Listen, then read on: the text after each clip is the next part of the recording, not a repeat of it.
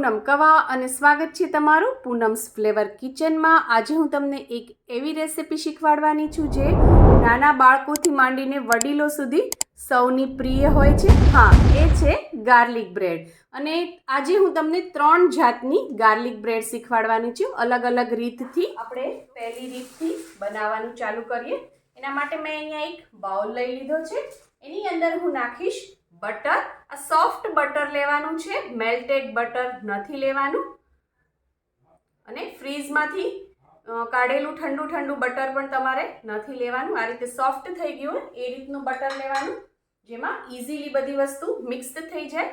આ મેં લીધી છે લસણ લીધું છે, લસણને આ રીતે એકદમ ઝીણું ચોપ કરી લીધું છે, એ હું નાખીશ અહીંયા 1 ચમચી જેટલું।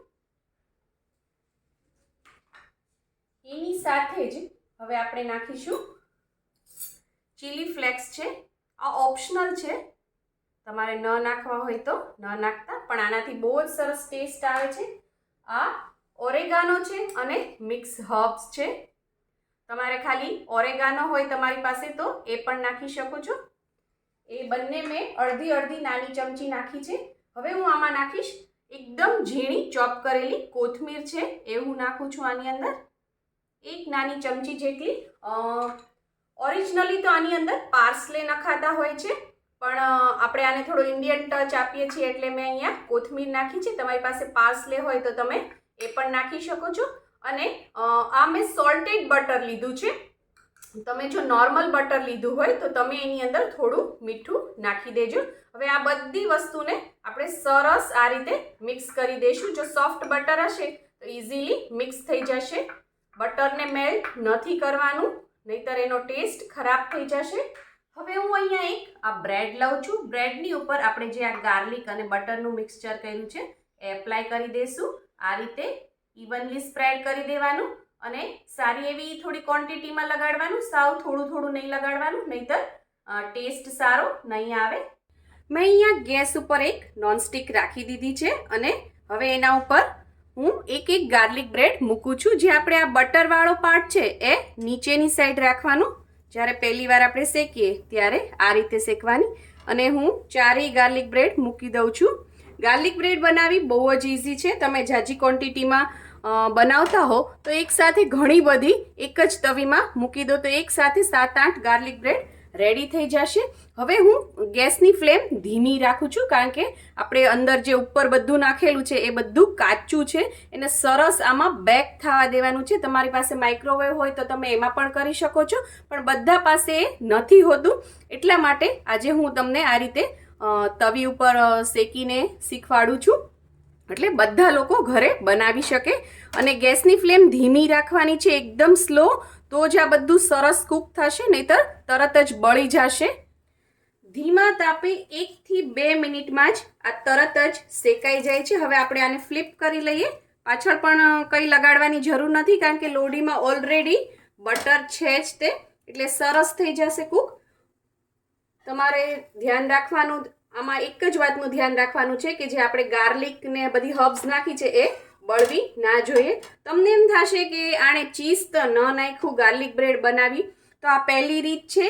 ઓરિજિનલી ઓથેન્ટિક જે ગાર્લિક બ્રેડ હોય છે એ આ જ રીતની મળે છે। મોટી મોટી રેસ્ટોરન્ટ કે કાફેમાં જઈને તમે ગાર્લિક બ્રેડ ઓર્ડર કરશો તો તમને આ જ રીતની ગાર્લિક બ્રેડ સર્વ કરવામાં આવશે। ઘણાને ગાર્લિક બ્રેડ ક્રિસ્પી ભાવતી હોય છે, ઘણાને થોડી ક્રિસ્પી અને સોફ્ટ એ રીતની ભાવતી હોય છે। જો તમને એકદમ ક્રિસ્પી ભાવતી હોય તો ધીમા તાપે નીચેનું પડ છે એ થોડું આકરું ગોલ્ડન બ્રાઉન જેવું થવા દેવાનું, અને તમને સોફ્ટ અને ક્રન્ચી બે ભાવતું હોય તો થોડી ઓછી શેકાવા દેવાની, થોડું થોડું લાઇટ ગોલ્ડન બ્રાઉન થાય ત્યાં જ ઉતારી લેવાની। 2 મિનિટ થઈ ગઈ છે, આપણે ચેક કરી લઈએ। તમે જોઈ શકો છો કેટલું સરસ ઇફેક્ટ આવી ગઈ છે। બસ આ જ રીતનો આપણો કલર હોવો જોઈએ ગાર્લિક બ્રેડનો, બહુ વધારે નથી શેકવાની। મને થોડું બટર ઓછું લાગતું હતું એટલે મેં થોડું બટર લગાડ્યું હતું, પણ બહુ વધારે બટર નહીં લગાડતા, નહીતર શેકાઈ જશે। આપણે શેકવાની નથી, એને બેક કરવાની છે। ભલે આપણે લોઢીમાં કરીએ છીએ, એનો જે ટેક્સચર અને જે એનો ટેસ્ટ છે બેક આવવો જોઈએ। તમે જોઈ શકો છો કે પાછળ એકદમ ડ્રાય છે, એકદમ બટર લગાડીને તમને આમ જે ઓઇલી બટરી લાગે એવું નથી, આ રીતનું હોવું જોઈએ। આ બધી રેડી થઈ ગઈ છે। હવે હું એને એક પ્લેટમાં કાઢી લઉં. તો તૈયાર છે આપણી ગાર્લિક બ્રેડ. ચા કોફી સાથે અથવા કોઈ માઇલ્ડ ડીપ સાથે આ ગાર્લિક બ્રેડ બહુ જ સરસ લાગે છે. જે લોકો ચીઝ નથી પસંદ કરતા હોતા એના માટે આ બેસ્ટ ઓપ્શન છે. હવે હું તમને શીખવાડીશ ગાર્લિક બ્રેડ બનાવવાની બીજી રીત. એના માટે જે આપણે પહેલી રીતમાં જે રીતે આ સ્પ્રેડ બનાવ્યું છે, બધી વસ્તુ મિક્સ કરેલી છે, એ સેમ સ્પ્રેડ જ યુઝ કરવાનું છે. એ જ રીતથી બ્રેડ ઉપર આપણે લગાડી દઈશું. જેમ આપણે પહેલી રીતમાં કર્યું હતું અહીંયા સુધીની પ્રોસીજર સેમ રહેશે.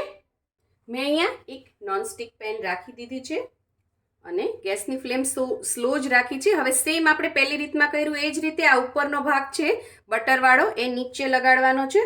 તમને એમ થશે કે આ તો સેમ જ રીત છે, આમાં શું નવીન છે, પણ હવે આમાં ટ્વિસ્ટ આવશે. આને શેકી લેવાની છે ધીમા તાપે 2 મિનિટ સુધી. અને એક વાતનું ખાસ ધ્યાન રાખવાનું છે કે આપણે એક જ સાઈડ શેકવાની છે. આ બાજુ જે પાછળનો ભાગ છે એ શેકવાનો નથી. એક જ બાજુ શેકાય એટલે આપણે એને કાઢી લેશું. 1 મિનિટ થઈ ગઈ છે, આપણે ચેક કરી લઈએ. ચેક કરતા રહેવાનું. ઘણીવાર નોનસ્ટિક ગરમ હોય તો તરત જ શેકાઈ જાય છે, અડધી કે 1 જ મિનિટમાં થઈ જાય છે. આ થઈ ગઈ છે, તમે જોઈ શકો છો. આપણું ગાર્લિક છે એ સરસ કૂક થઈ ગયું છે. હવે આને આપણે તરત જ પ્લેટમાં કાઢી લેવાની છે. જે ગાર્લિક છે, લસણ છે, એને બળવા નથી દેવાનું કે બહુ ગોલ્ડન બ્રાઉન નથી કરવાનું. થોડુંક જ એને આપણે શેકવાનું છે. પાછળની બાજુ નથી શેકવાનું, એ ખાસ ધ્યાન રાખજો. એક બાજુ શેકીને પ્લેટમાં કાઢી લેવાનું છે. આપણી ગાર્લિક બ્રેડ સરસ એક બાજુ શેકાઈ ગઈ છે. હવે આપણે આની ઉપર નાખીશું ચીઝ. મેં આવી રીતે ગ્રેટ કરી લીધું છે. તમે મોઝરેલા ચીઝ આવે એ પણ નાખી શકો છો. પ્રોસેસ ચીઝ પણ લઈ શકો છો, અથવા તમને પસંદ હોય કોઈ પણ ચીઝ આમાં નાખી શકો છો. આ રીતે આની ઉપર ચીઝ મૂકીશું. બહુ વધારે પ્રમાણમાં પણ નહીં અને બહુ ઓછા પ્રમાણમાં પણ નહીં, એ રીતે ચીઝ મૂકવાનું છે. જો તમે બહુ વધારે ચીઝ મૂકશો તો જ્યારે તમે આને બેક કરશો ત્યારે ચીઝ છે એ સાઈડથી મેલ્ટ થઈ અને નીચે પડશે. હવે આની અંદર થોડું ઓરેગાનો ઉપરથી આપણે થોડું નાખીશું તો લુક પણ સરસ આવશે અને ટેસ્ટ પણ સરસ આવશે. અને થોડા ચીલી ફ્લેક્સ. આ રીતે હું બધી જ બ્રેડ રેડી કરી લઉં છું. સેમ નોનસ્ટિક પેન મેં લીધી છે અને એને ફરીથી ગેસ ઉપર રાખી દીધી છે. ગેસની ફ્લેમ ધીમી રાખી છે અને આને ઉપર આપણે હવે થોડું બેટર એપ્લાય કરીશું. બહુ અતિશય નહીં અને સાવ ઓછું પણ નહીં, એ રીતે આપણે આની ઉપર આ રીતે બટર લગાવી દઈશું. ફ્લેમ ધીમી જ રાખવાની છે ગેસની. અને આ જે આપણી ચીઝવાળી બ્રેડ આપણે રેડી કરી છે એને આપણે મૂકીશું. આ રીતે મૂકવાની છે. નીચે કાચી છે એટલે નીચેનો ભાગ આ રીતે રહેવો જોઈએ. નીચે જ ચીઝ લગાડેલો ભાગ છે એ ઉપર રહેવો જોઈએ. આ રીતે આપણે બધી જ બ્રેડ આમાં ગોઠવી દઈશું. ઢાંકણ લઈ અને કવર કરી દેવાનું છે. 2 મિનિટ સુધી આને શેકાવા દઈશું એટલે સરસ નીચે ક્રિસ્પી થઈ જાય અને ઉપર બધું ચીઝ પણ મેલ્ટ થઈ જાય. વચ્ચે વચ્ચે ચેક કરતા રહેજો. 2 મિનિટ થઈ ગઈ છે. આપણે આ ઢાંકણ ખોલીએ. તમે જોઈ શકો છો કે ચીઝ સરસ મેલ્ટ થઈ ગયું છે અને નીચેની સાઈડ છે એ પણ સરસ કૂક થઈ ગઈ છે. આ રીતની હોવી જોઈએ, બહુ બટરી ના હોવી જોઈએ. એટલે બટર માપે લગાવવાનું, આગળ મેં કીધું હતું એ રીતે. હવે આને આપણે એક પ્લેટમાં ટ્રાન્સફર કરી લઈએ. તો તૈયાર છે આપણી quick cheesy buttery garlic bread. હવે હું તમને શીખવાડીશ ગાર્લિક બ્રેડ બનાવવાની ત્રીજી રીત. એમાં પણ આપણે જે સેમ સ્પ્રેડ બનાવ્યું હતું એ સેમ જ સ્પ્રેડ બનાવવાનું છે અને એની સાથે એક વસ્તુ એક્સ્ટ્રા નાખવાની છે. એની અંદર હું નાખીશ 1 ચમચી ભરીને ચીઝ અને આને સારી રીતે મિક્સ કરી દેવાનું છે.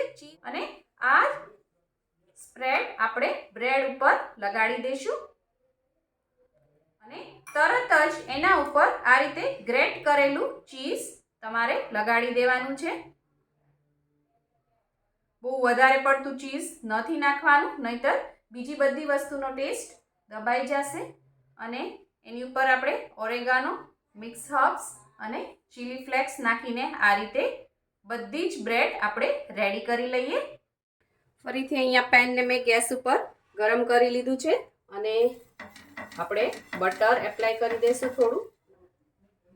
ગેસની ફ્લેમ અગેન ધીમી જ રાખવાની છે જેથી બધું સરસ કૂક થઈ જાય, બેક થઈ જાય. આ જ્યારે સરસ કૂક થતું હશે, બેક થતું હશે, ત્યારે તમારા આખા ઘરમાં એટલી સરસ સ્મેલ આવશે. અને બીજી એક વાત કહેવાની, તમે બધા મારી રેસિપી જોવો જ છો, એના માટે થેન્ક યુ. પણ તમે સબસ્ક્રાઈબ કરવાનું ભૂલી જાઓ છો, તો પ્લીઝ મારી ચેનલને સબસ્ક્રાઈબ કરજો.